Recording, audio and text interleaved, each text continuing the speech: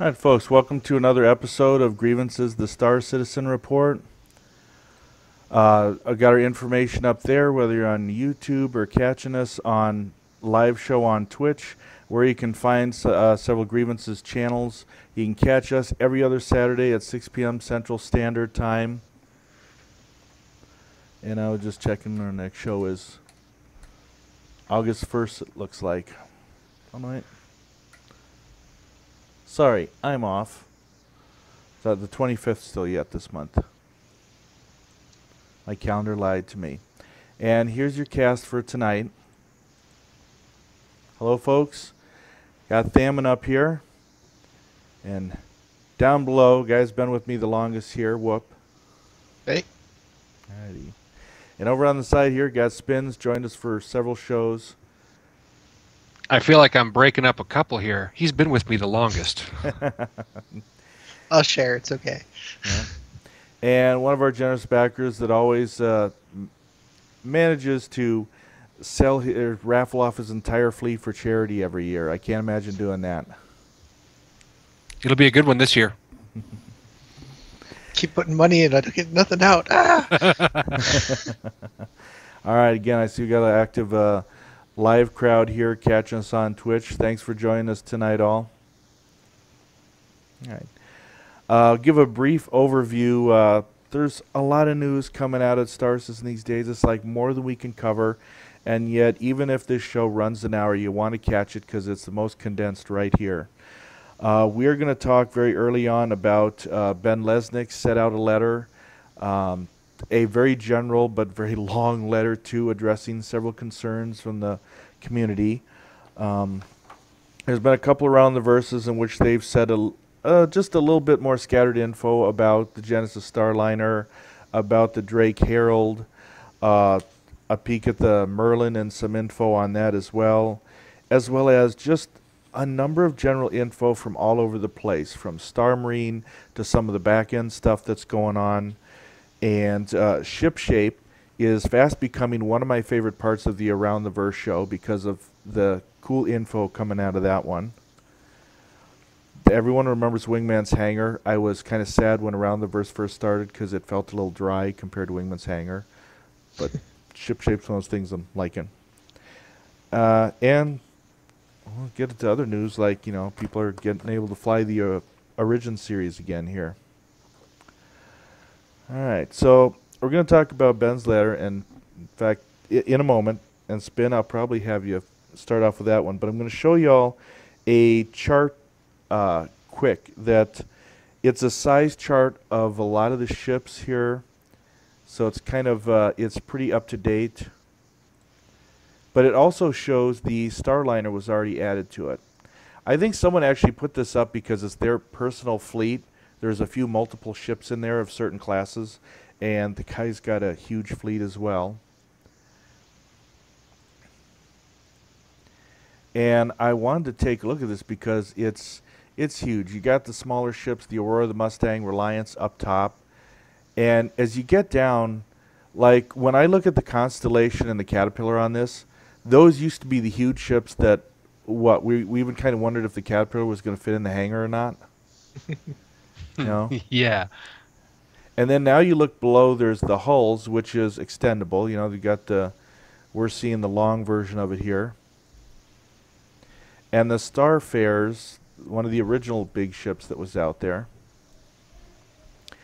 And they've got so the Genesis Starliner is in there. It's roughly the length of the Starfarer. The Merchantman still beats the size of it. And the Carrack, I guess I didn't realize that thing was so long. Down to the bottom of this chart, the Orion and the Reclaimer seem to be the, top ones that are on this chart anyways. No Bengal size comparison there yet, or Idris.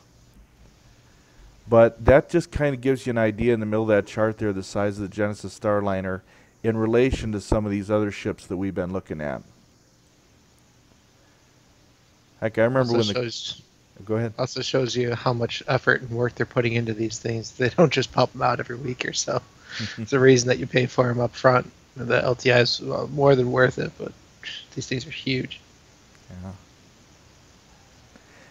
Still makes me wonder about ships too. Maybe I should have gave in and blew the money to get that Carrack as my Explorer Traveler, but well, maybe in game someday. How much was it? 350. 350. Genesis is 400. That doesn't seem so bad. Yeah, now the Carrack's the bigger ship.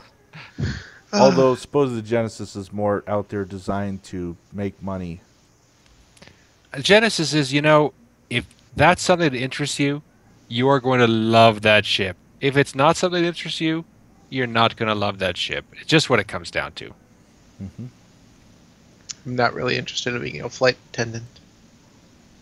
You know what? Now I've heard some I would other be interested podcasts. in the right flight attendant, even if my ship wasn't a passenger ship. Okay.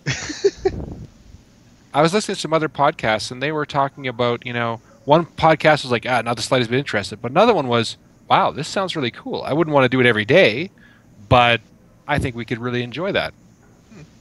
And they were talking about how they can incorporate that over into their overall economic plan for the game. Different strokes. This game has room for everyone. Hey, thank Arcs10 for the follow there. Hey. So I think that one would be an interesting too, and it's a good thing that when I did a little poll out, at least internally for grievance members, and I'm sure this applies out there in the verse too, there was a lot of people that would just like to get out there and volunteer on these other, crew these other ships, and try different stuff. I've got to get out there and try. Who knows, the Starliner 1 week. And thank you, Furcake, for the following now, too. Thanks, you guys. Sorry. I just love the fact that I can watch the star dance right over Whoop's head. Looks like he's wearing the star. Should play the music from Mario whenever he gets the star. Yeah, exactly. I'm going to go ahead and put Ben's post kind of on the screen here. Ben Lesnick, Spin, why don't you go ahead and jump in on that one? Sure. Basically what happened is, the FPS is delayed and there was a Star Marine explosion happening on the forums, and it sort of snowballed into a whole bunch of other things beyond Star Marine. And Ben said, hey, here's a post, and it's actually 3 posts because it couldn't fit on one post. And I just want to tell you, this is what's going on. Here it is, my straight shooting opinion on what's happening to help you understand what's going on. And I thought it was an exceptionally well laid out post. And what we're going to do is we're going to go through and we're going to hit each of the headings. And we're not going to read out what he said, but we'll have a couple of comments on everything. The first one is Star Marine is delayed indefinitely. And that's what he saw on the post and in a Reddit.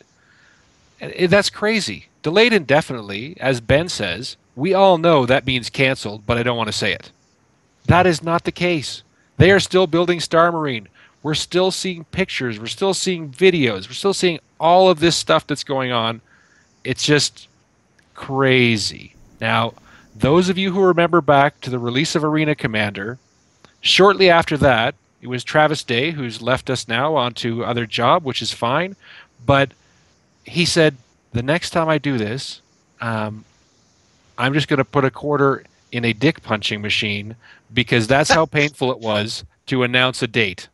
They're not going to announce any more dates. They've learned their lesson. And we've forgotten. People have forgotten how painful it was. And they're saying, we're grown-ups. We understand. We're not grown-ups. We don't treat it like grown-ups. We, as the collective group of Star Citizens, people are anxious for the game. And it's usually a vocal minority. But, man, they learned a lesson. And they're not going to change it. They're not going to announce dates. They're going to let it come out when it's going to come out. And they're not going to send it out too soon. They've learned from Arena Commander as well.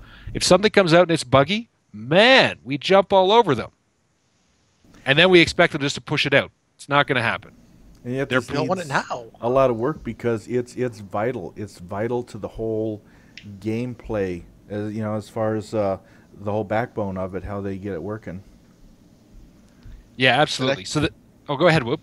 I was going to say the next one is my favorite, but go ahead. Yeah, the next one is Star Marine is Call of Duty in space. Oh, man. Yes, they're both shooters. But have you paid any attention at all? Or maybe you haven't played Call of Duty and just heard that people slag Call of Duty all the time. They're very different beasts. When they're talking about the kind of mechanics that we're dealing with, the breathing mechanic, like literally one of my points from something else and from the Bug Smashers was the breathing mechanic is incorporated into pilots flying their ships, and it was causing a bug. So it's incorporated throughout the entire game. And like Thamin was saying, that's because they're making a giant game with lots of integrated parts.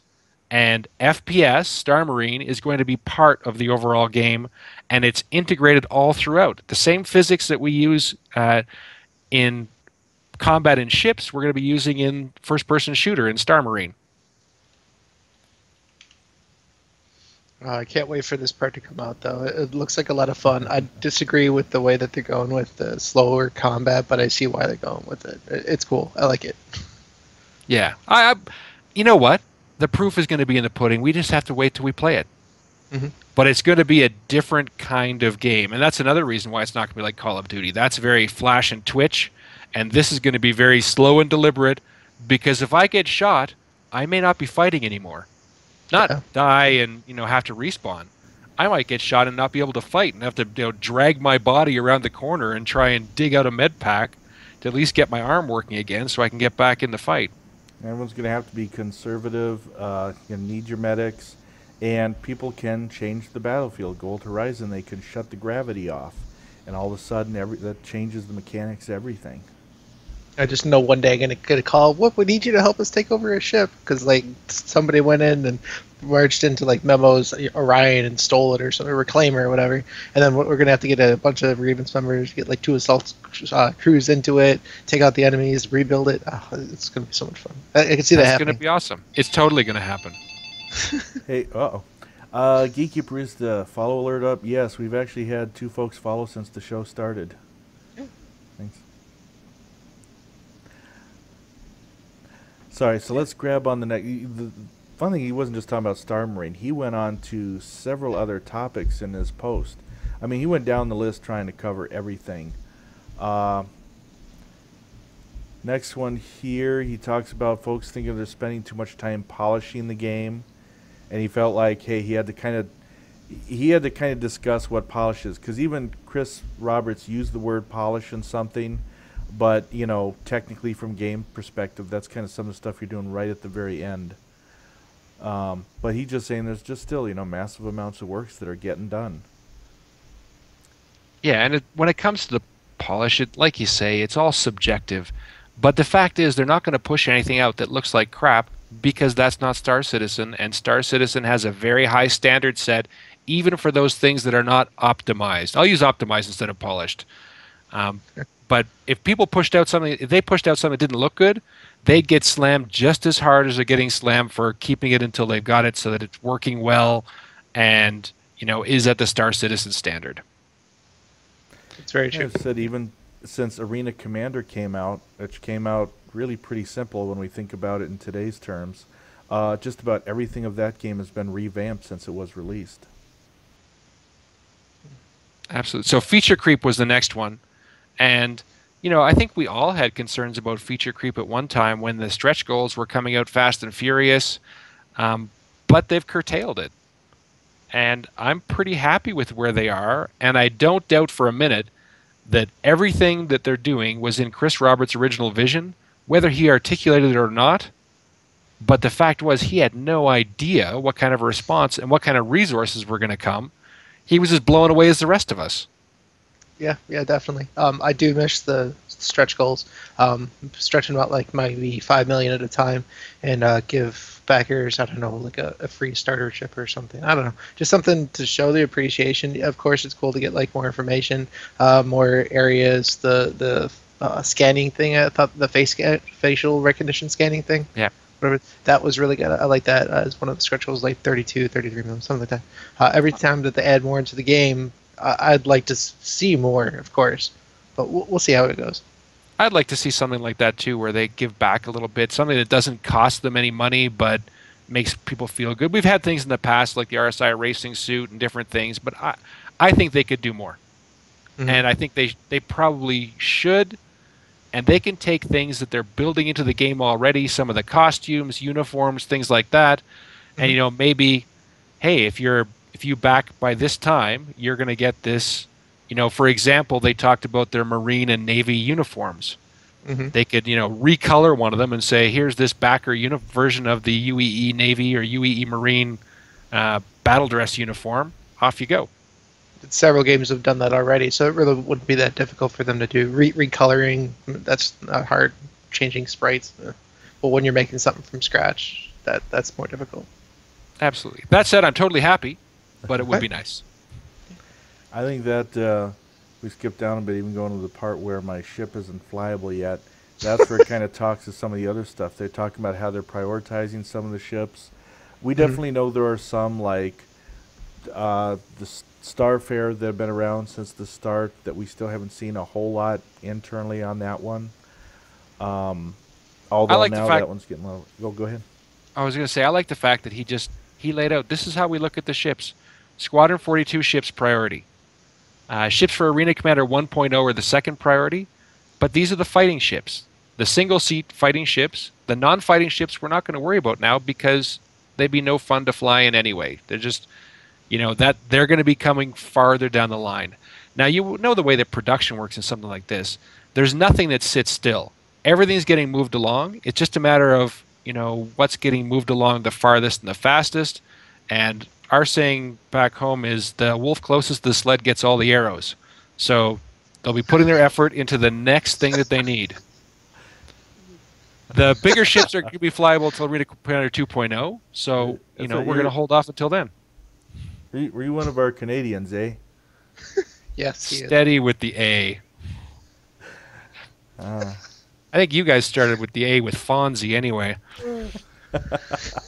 Hey. Some ships just wouldn't make sense to focus on. We have a dogfighting arena right now. We're building out a very important part of the game, but quite a few ships aren't oriented for fighting. Things like cargo tugs, science, mining, they'll be prioritized down the line. When they have mining ready, I guarantee you the mining ships are going to be there and the mining variants are going to be there ready to go.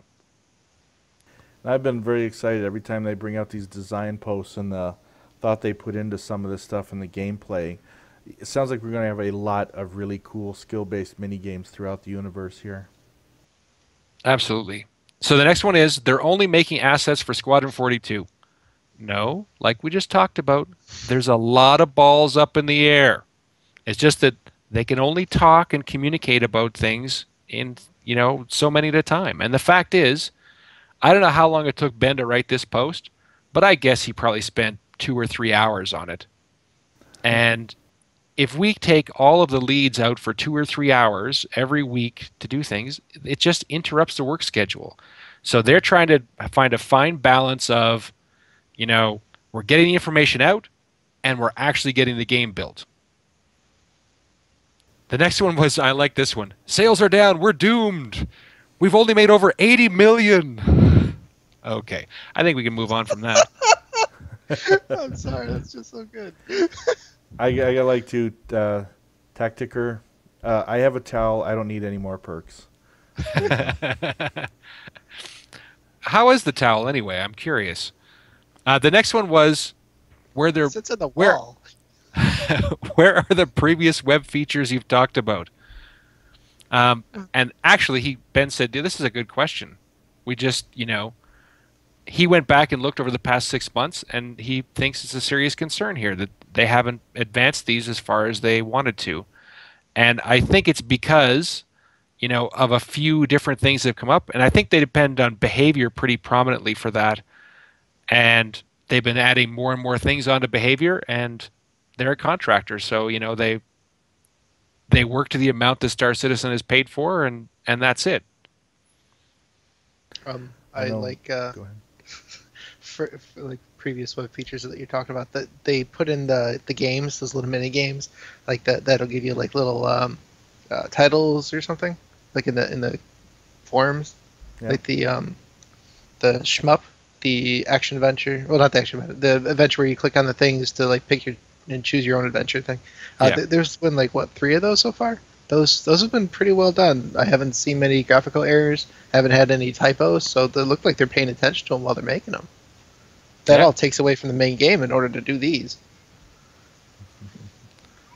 You may see a small man sticking his head over Yes. my shoulder. You've got a ninja.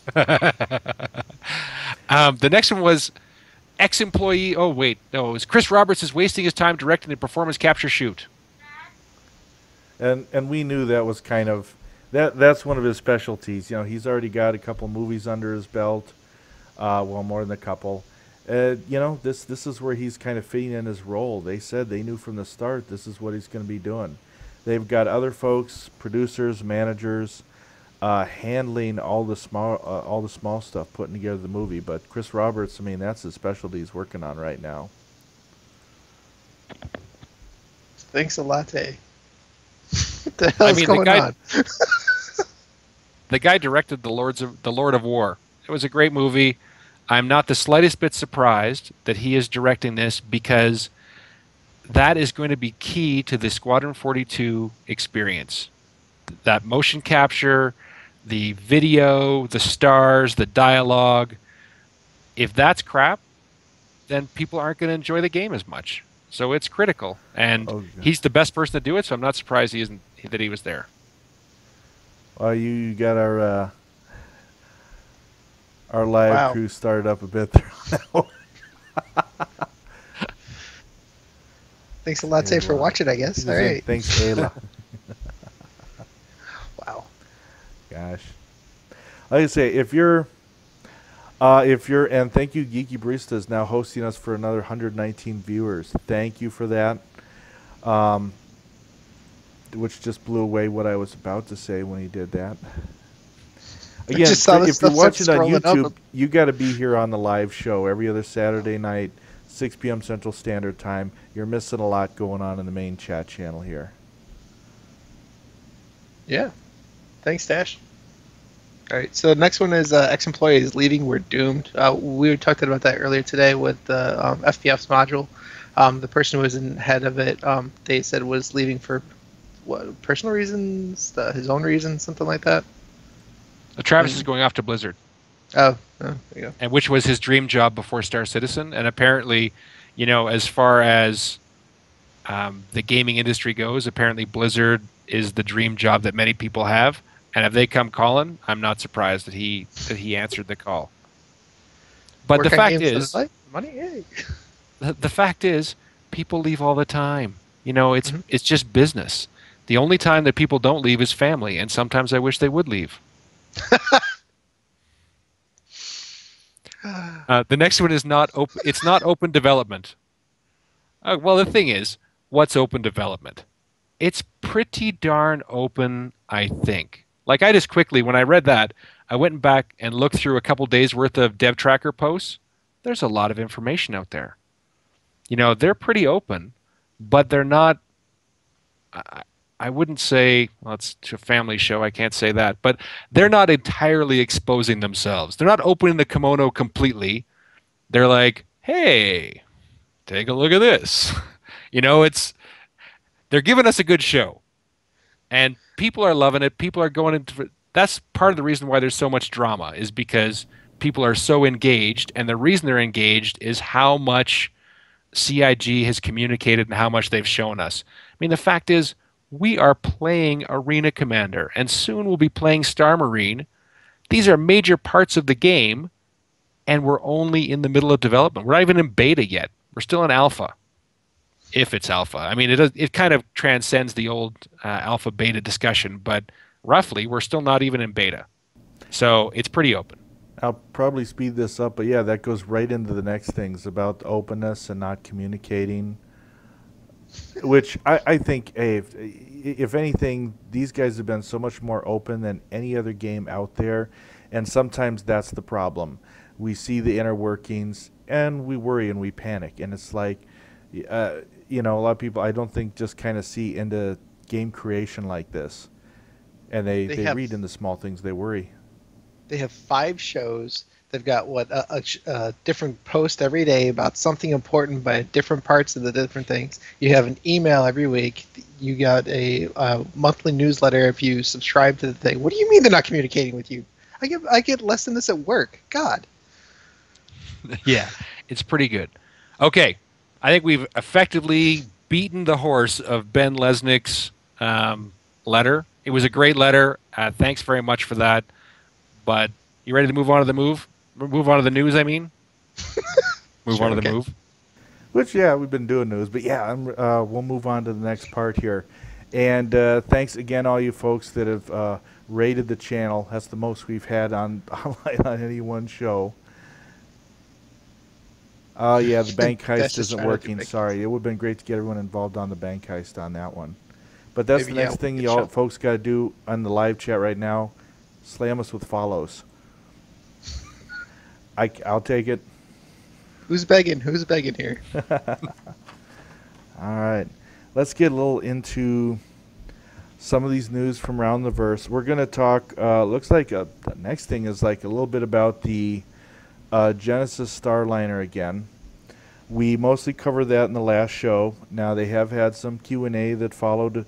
They have said over 1,000 of those things are sold. And remember, those were like $400 each. And I noticed that they said, let me click this off. We got a couple special pictures here. So I noticed that they took inspiration from a few things, and they went and listed. One of them was thanks for the follow, Eris. One of the things that they took inspiration from was the Hindenburg. Now, I do not find that reassuring. Thank you, Tactiker88 for the follow. I'll be doing that a lot now. Another thing that they took stuff from, let's see, trains, cruise liners, commercial airlines, but also FedEx cargo planes. Now, if you've seen a little movie a short while back with Tom Hanks called Castaway, I don't draw a lot of confidence in that choice either. Well, it's a pretty Really? broad list of things they drew, things from. The only thing that I don't see there is a Yugo. Wow. Sorry. I was reading the live chat there again. Man, and they had, let me go into it. There's like some white boxing from the Genesis Starliner. Thank you, Yorticus, now for the follow. We might be doing this for the rest of the show, and I don't mind. Oops, sorry, where were we? Here we go. Can we talk a little bit about the Drake Herald? Oh, let me say one thing, because I finally found this clip. The white Okay. box. Look at the inside of this thing. Now, they show the passenger seats, but you can see that they've got the little simulation cubbies that are in our hangar now these days. And they kind of show you the whole layout of this thing. It's pretty nice. And I know people have talked about, too, about, like, say, they even want a casino version.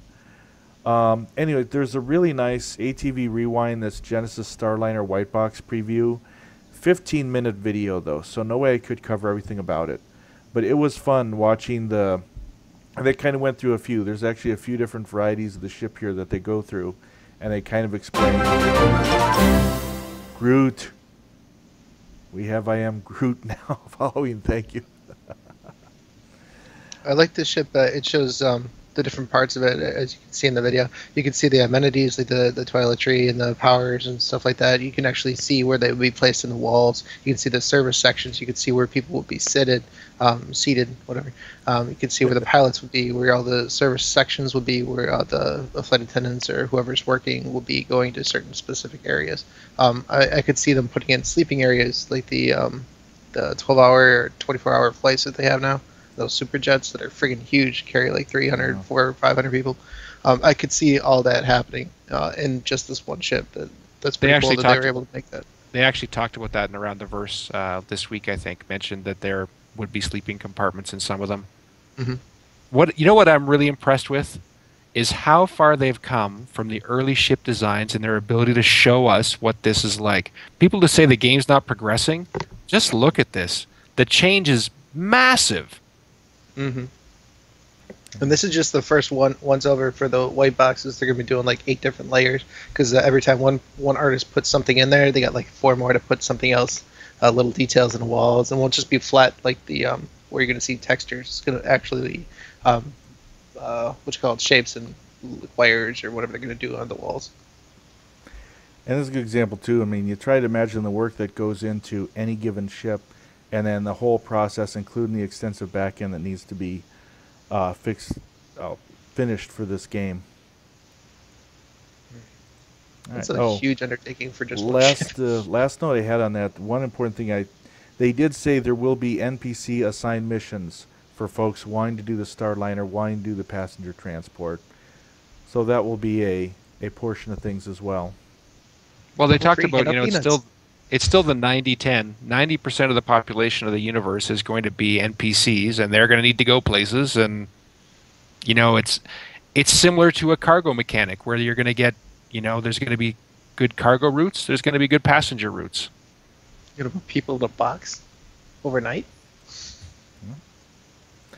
And I've got Drake queued up. If you want to go ahead and go into that one too there. I don't know how I feel about this new update to it though, to the Drake Herald. Yeah. I kind of liked its asymmetric view. I understand why they changed it. They have some good reasons behind it, because of the way that it flies, and it's easier to make it symmetrical. Plus, there was a big outcry in the forums when it was asymmetrical. You can never make everyone happy. Sometimes you can't make anyone happy, but I preferred the old look. And if you can make the scythe fly, you could have made this fly. But Yes. I understand the reasons they didn't. They did it, so it's unfortunate. I'm disappointed a little bit, but it's still a good-looking ship, good-looking, fun ship. And we were talking too that it's still going to be like small, well armored. They did say that that it's still a very narrow ship, so it's still kind of a challenge to fit the crew in the living quarters and such without getting it too cramped.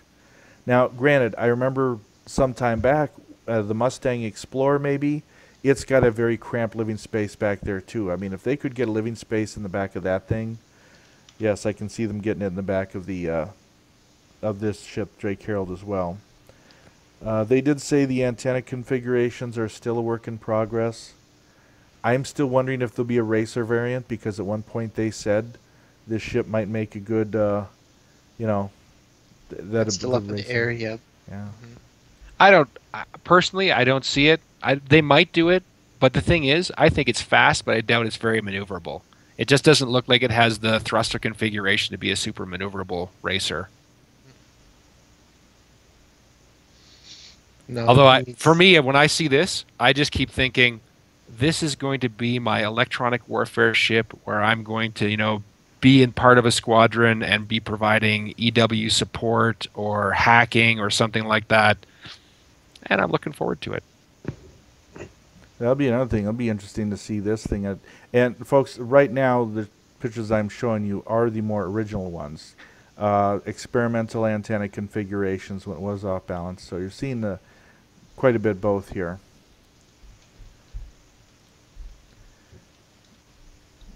I would still be interested to see like what mini game they kind of put with this. The whole, even like taking the next step, the whole electronic warfare suite and stuff like that. I can't wait to see what the mechanics are going to do to it. I'd like to shut down people's weapons and armor and shields and just leave them laying there, but that'd suck if that happened to me. So. Well, it may not even be shutting down. It may just be able to put in a little variance in their targeting. If they don't have a sufficiently protected system, you might be able to just ease that gun off a point a little bit and make it that much tougher for him to get shots on target. Well, really, the part that really pisses me off in the middle of the Arena Commander is like guns overheat. So if you can overheat the guns faster, that would piss me off. Oh, I'm sure that's going to come too. Heat being such a big part of the mechanic. Someone will want to take advantage of that. I wonder if you could also change their signature, so that way the missiles won't attract them or will be more attracted to them. Hey, we could do a whole show on what the possibilities are for electronic warfare. That's true. Gosh. Oh, let me see if I can pull this up. I'm having some issues with this video because I was trying to show some of the other stuff. There is a sneak peek too here of the Merlin. They said they're still working on the heads-up display for that, and they're only about 50% finished. But that it's also looks more like an F1 race car and dashboard. Y'all can talk. I'm just seeing if I can pull it up here because I had a little issue with YouTube. Yeah, some of this I have to get off that.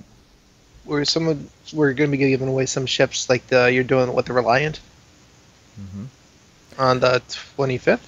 Yep, the Reliant. You got to be in the channel to win that one. I'm going to throw out a trivia question. Be the first to answer, and you win yourself a Reliant. And I'll need to be able to then get your info so that I can gift that ship to you through their site. You didn't tell me when I'm doing mine, but I got one coming as well. I got the Aurora. Did you want to do that the next show after the 25th, or? We'll see how the first one turns out. We'll go with that. Yeah. Okay. So there's also the Aurora package coming up here soon as well. Okay, here we go. I had some issues with the video. Now it seems to be working properly. So let me pull that up. Take a little sneak peek at the Merlin here.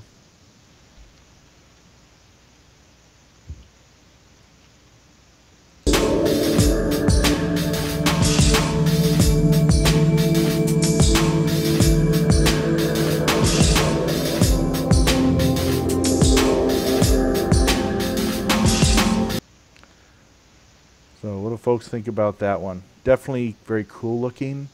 I can also definitely see that one possibly being used as some racer variant. I miss the purple. I liked one of the comments about it, about the HUD design when the devs were talking about it, and that is they didn't put everything in the helmet because they wanted to have some of it, a lot of it, on the dashboard, so it gives you that F1 racer look on the dashboard.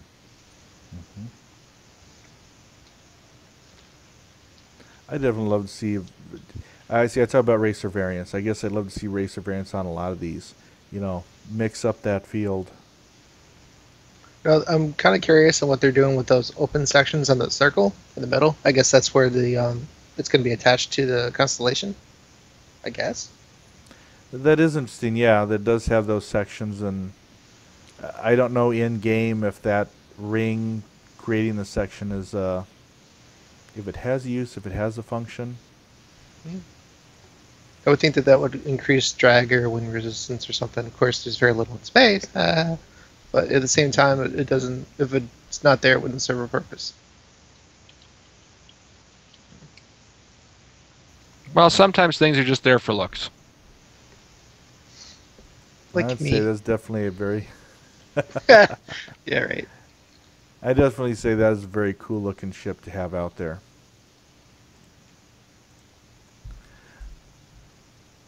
There's a lot of people And talking yeah, about the Arthrodon, helmets and ships. Yeah. Most of those ships will have diegetic displays. A lot of things eventually won't be in helmet.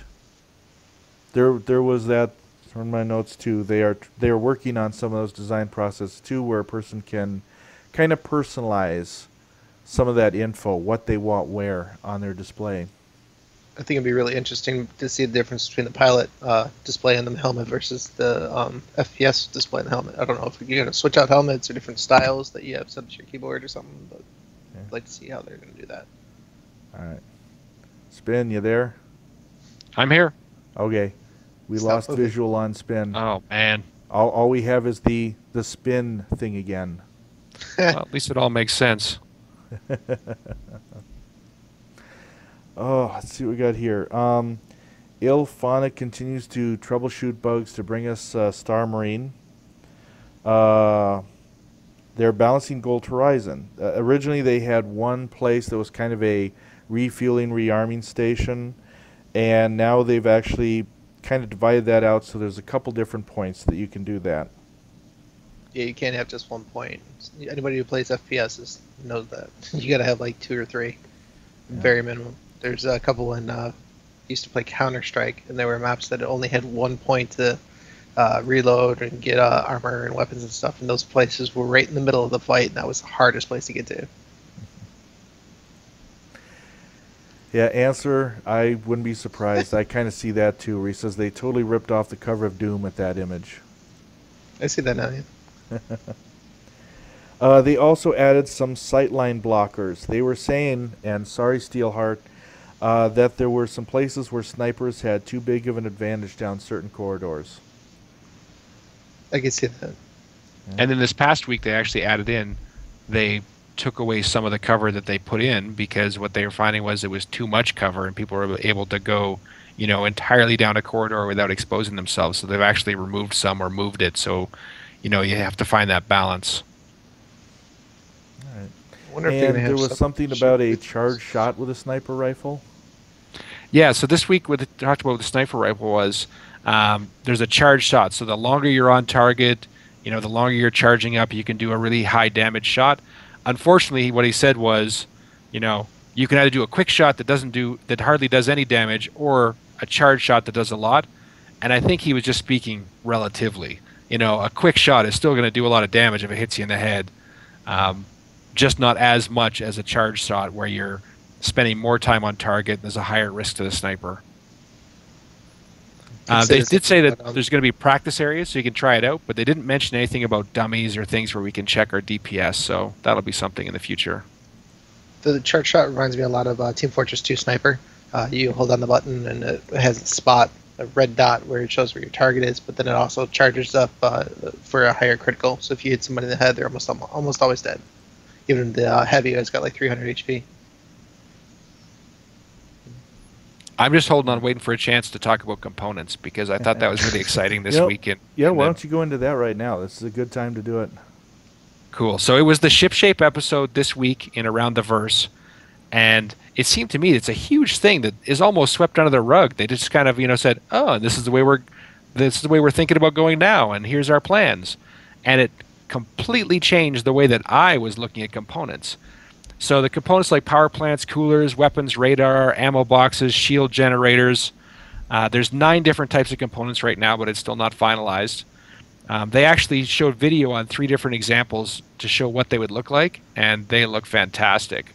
And the idea is that each kind of component is going to be visually distinctive so that in a space fight, you'll be able to see what component is what and be able to target the component you're after.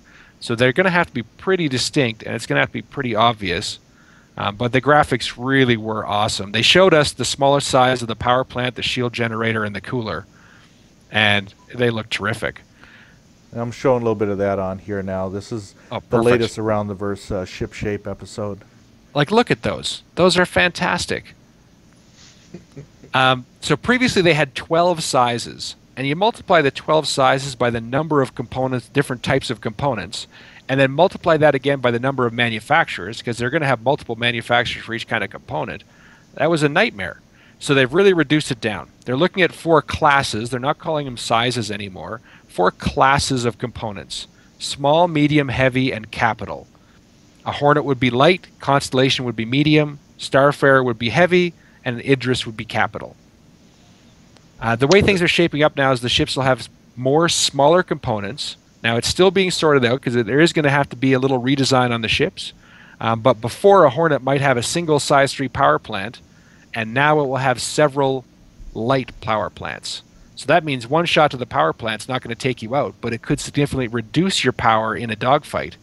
So someone could whittle away at you and take out 1, 2, 3 power plants. The next thing you know, you're down to just your nose gun or something like that. I could see how this could be technical advantages. I hope that they don't put that much effort into the pixels to put each of these together, because yes, modding is a good way to get this going, but it would actually take away from the combat. It would slow us down, the frame rate and everything. I'm okay with them just changing a few things on each one of them. Like one's Anvil, one versus one of the other companies that makes something. Just change colors or different, something a little bit different. It doesn't have to be completely different. You're just going to reinvent the wheel. The impression I got was that the type of component would have a distinctive look despite the manufacturer. So you'd be able to look and say, I don't know if that's MISC or Anvil, but I know it's a power plant. Right. And I'm sure that there'll be some visual differences for the manufacturers, but the key is to be able to identify what type of component it is. And it's also, this is an extra level of customization because they specifically said you don't have to have the same kind of power plant. So if you had several light power plants, you could have power plants from different manufacturers that have different strengths and weaknesses, and balance out the capabilities of your ship. And it's even going to be more telling when it comes to things like coolers. True. Yep. I'm going to answer Booney Dog in the channel here. He says, can espionage be a thing in Star Citizen? Definitely yes. There are ships here that are built for stealth options to have a very low signature going through places. There are ships built with electronic warfare in mind, as well as, stealing signals, theft, hiring scanners. I'd say espionage can definitely be a thing. Definitely. Yep. Absolutely. I like the idea of the Hornet Ghost, but I don't know how it's going to work yet. I want to see how it's going to do it in the game. Yeah, that was one of my first purchases, and then soon after the other Hornets came out, I realized it's not going to be a great ship for the first several iterations of Arena Commander because they haven't worked out all stealth mechanics. So all you'd end up with is a ship that's weapons are gimped and still has roughly the same signature. Mm-hmm. But eventually, I think it'll be pretty cool to, have a ghost or something in reserve. The main fight starts, and suddenly this ghost appears, blazing behind you. Aha! This time it's not my phone.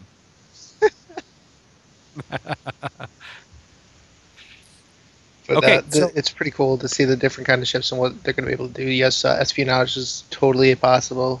There's shipments, there's exploring, fighting. What else? Major ones. Absolutely. Yeah.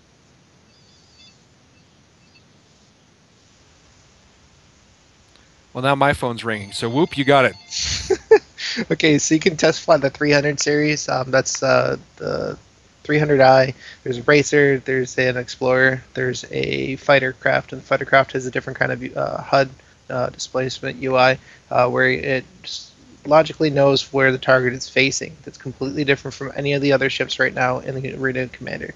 Nobody can tell which direction you're going, but this is the one that has a square, like a box around them, and it has a little arrow that shows which direction they're facing and going at the time. So that way you can line up your shot a little bit easier. I had a hard enough time. I don't really like the 300 series. I also black out easier. Booney Dog, I will elaborate. Players can, theoretically, if a player does want to sabotage a trade ship or a merchant ship, they can do that. There is PvP context in the game. A person could theoretically sabotage a ship they're on so that their pirate buddies come in and finish things off. That can happen. We do know that there is going to be a rating system for players in the game compared to like maybe services they perform for folks. So the trade-off would be if somebody knows that you did it, that can still get into your rating down the line. But it's entirely possible a player could get away with some of that stuff. Mm-hmm. Not only entirely possible, it will happen. It absolutely will happen. It's going to be tougher the closer you are to the core systems, but the farther you get away from them, the easier it's going to be. Okay. Spin, anything else you want to cover on some of those other topics? Otherwise, we're getting close enough to the end of the show. I might try to rattle off some monthly report stuff. Okay, I have two things that I wanted to cover that reflect back to how we started the show. One was Meet the Devs with Disco Lando was there. And I didn't realize how long Disco Lando has actually been involved. When he was doing those Disco Lando videos, he was already providing them information. Like, he did the logos for Around the Verse and the intro to that.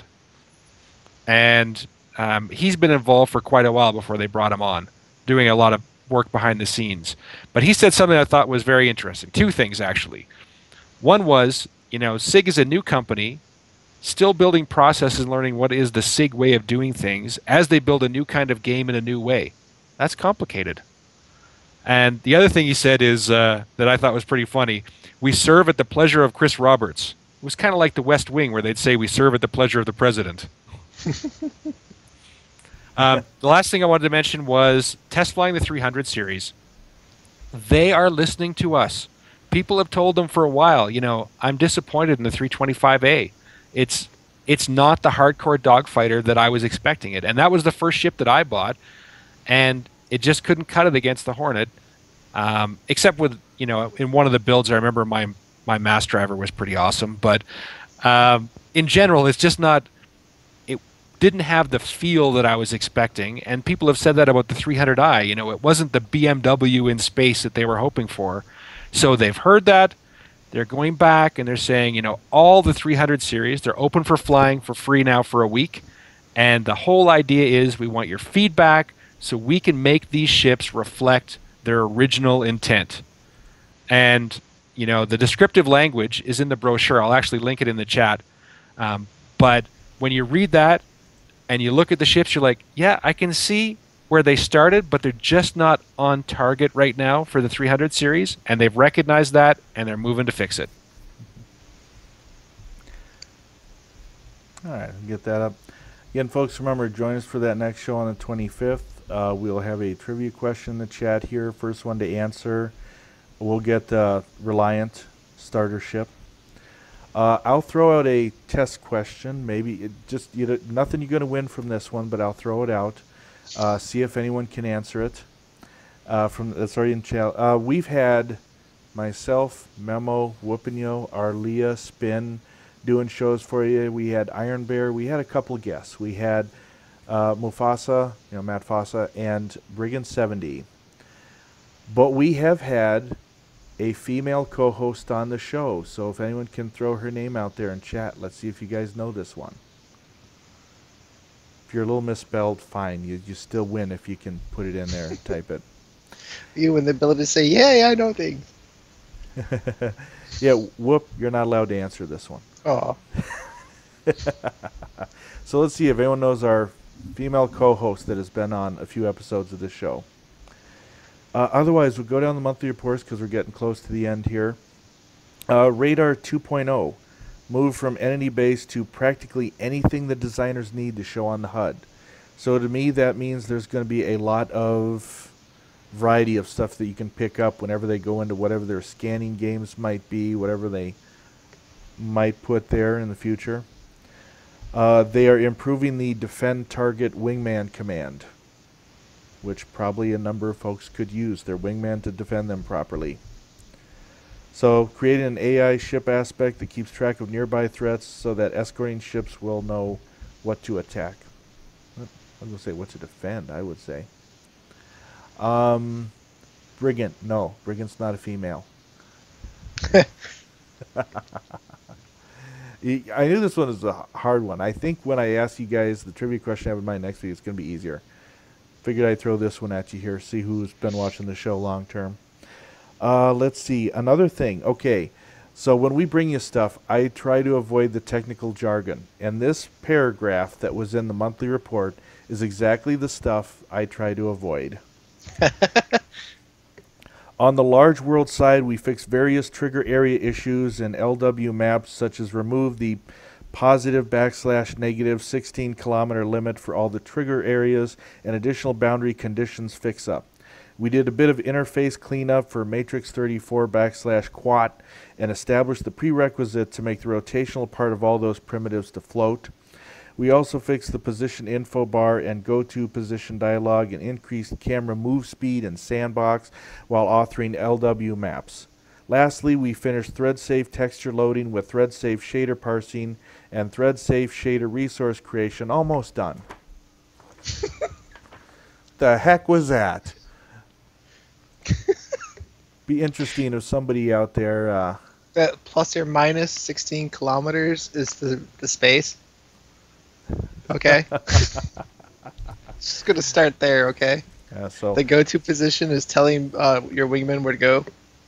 oh, man. It's the acronyms are abound, but it's okay. You can read through it. There's room in this game for all types, including the people who understood that paragraph. It's not Eggy, by the way. That was one guess. She has not been in front of the camera on the show. I'll give you guys a hint. She plays Final Fantasy. She's one of our officers there. Okay. Fleshing out player occupations in the persistent universe. They have revamped the initial designs for bounty hunter, mercenary, and piracy occupations and drafted up designs for smuggler and search and rescue. So, Might see some design work on that here shortly. That'd be nice. Developing finally a system-wide administrative broadcast tool so they can communicate to all the players connected to the live service.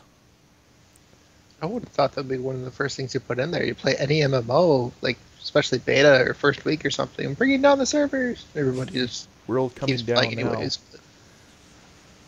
Oh, there's a lot of discussion on the multi-crew ships, the ship UI code, such as the captain being able to delegate or lock out various controls to the co-pilot or turret gunner, and the ability to customize. There it is, customize your display outputs. Oh, and the technical teams are getting the Vanduul fleet operational in the engine, from capital ships to fighters. So that's all going on behind the scenes, and we can't even see what's going on with the Vanduul fleet. Is it? You're asking Liette? Nope, not Liette. Getting the end of the show here. I'm going to have to give you the. Good try, Aslino. Let's see, origin. I'm kind of like jumping down fast. Okay, the Turbulent completed the main art for the star map viewer. I cannot wait for that one. We got folks that even want to start planning where might Grievance be, where might we start in this universe, and we want that star map. We want to check things out. And they've made good progress on data modeling for the upcoming Galactopedia. All right. Just so much involved. So much involved. Oh, here's a good one to end things with. They've added a feature called Stunt Spleens. Allows AI to fly through narrow areas where collision detection would normally block it, or have AI players retreat down paths that may be exciting or challenging for players to follow. And AI pilots may have different skill levels for as far as which one of those they may try to shoot for. So you could get some hair-raising chases through an asteroid field. That never works well for me, but I'll try it. It's going to be a cool change, actually. It's going to give you that Star Wars feel. All right. I wonder if they put that in there just for the single player, or because they had to have it for multiplayer. Could be a good point. That could be very useful in the single player too. Okay. And stay on target's one thing, but I'll go ahead and give you all the answer because we're gonna have to close up here. It's Vidrana. Vidrana has been co-hosting with us on a few shows. She's over in Final Fantasy. All right. Any last thoughts, guys? Because we're gonna have to close the show up here. I like Ben Lesnick. I like what he does. Keep those posts coming and tell the noobs to shut up. Well, I wouldn't say shut up. There's people that have valid concerns, and not everyone is happy and comfortable. But the fact is, we've put ourselves out there and giving them our money, and we're trusting them. And, it is a bit of a cult of the personality. I'll read the last couple of lines from Chris Roberts' letter when the FPS was delayed. And it said, I can promise you we'll keep you informed. We'll not stop working until the game's done right. That's why we're here. Your support has let us create the game we want to make. Because of you, we have the freedom to make sure things work the way we want. Even if it takes more time and effort, we won't let you down. And I'll just add in, let's face it, in Chris we trust. And I'm sure a lot of these issues have come up because he hasn't been as visible. And it really is a cult of the personality, the Chris Roberts personality that we're under here. That's what brought so many people in. The team is making those things come to life. But really, I think people need Chris Roberts' personal communication in order to have that level of trust. Oh, I hear from the big guy. Well, he was gone for like a month at the mocap.